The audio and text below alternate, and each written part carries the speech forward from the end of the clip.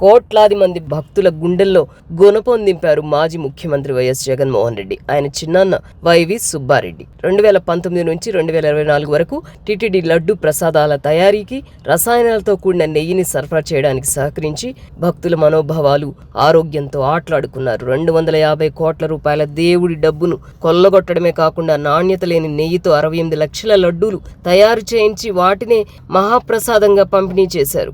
CBI, SIT దర్యాప్తులో చుక్క పాలు లేకుండా నెయ్యి తయారు చేశారని స్పష్టంగా చెప్పినా తమ క్లీన్ చిట్ వచ్చిందని జగన్ చెప్పుకుంటున్నారు. అంతేకాదు, ఈ మహాపాపాన్ని, హిందూ భక్తుల విశ్వాసాలను దెబ్బతీసిన నేరాన్ని తన స్వార్థ రాజకీయం కోసం డైవర్షన్ పాలిటిక్స్ కు తెరలేపారు మాజీ ముఖ్యమంత్రి జగన్మోహన్ రెడ్డి. 100 కోట్ల భారతీయుల దృష్టి మరల్చే పన్నాగంలో భాగంగా తన పార్టీ నేతలతో, ప్రభుత్వ పెద్దలపై దుర్భాషలు ప్రయోగిస్తూ కుల రాజకీయాలను రెచ్చగొడుతూ పబ్బం గడుపుకోవాలని చూస్తున్నారు. తిరుమల వంటి పవిత్ర క్షేత్రం విషయంలో జరిగిన ఈ తప్పును చరిత్ర క్షమించదన్న విషయం మాజీ సీఎం జగన్మోహన్ రెడ్డితో పాటు ఆయనను సమర్థిస్తున్న వైసీపీ నాయకులు, కార్యకర్తలు గుర్తుంచుకోవాలి. లడ్డు ప్రసాదంలో జంతువుల కొవ్వును అనుమతించడం అనేది కేవలం ఒక పరిపాలనా లోపం కాదు, అది హిందూ ధర్మంపై జరిగిన ప్రత్యక్ష దాడి. భక్తులు లడ్డూను ఒక ప్రసాదంగా కాకుండా సాక్షాత్తు ఆ వెంకటేశ్వర స్వామి అనుగ్రహంగా భావిస్తారు. అలాంటి ప్రసాదాన్ని అపవిత్రం చేయడం ద్వారా జగన్ ప్రభుత్వం భక్తుల ఆత్మగౌరవాన్ని దెబ్బతీసింది. ప్రసాదంలో యానిమల్ ఫ్యాట్ కలవడం అనేది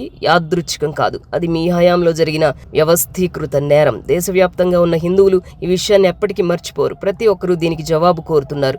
దేవుడి ప్రసాదంతో చెలగాటమాడిన వారు రాజకీయంగా భారీ మూల్యాన్ని చెల్లించుకోవాల్సి ఉంటుంది. ఇప్పటికే అధికారం కోల్పోయి అస్తిత్వం కోసం పోరాడుతున్నారు. ఇప్పటికీ మీలో మార్పు రాలేదని జనం భావిస్తున్నారు. జగన్మోహన్ రెడ్డి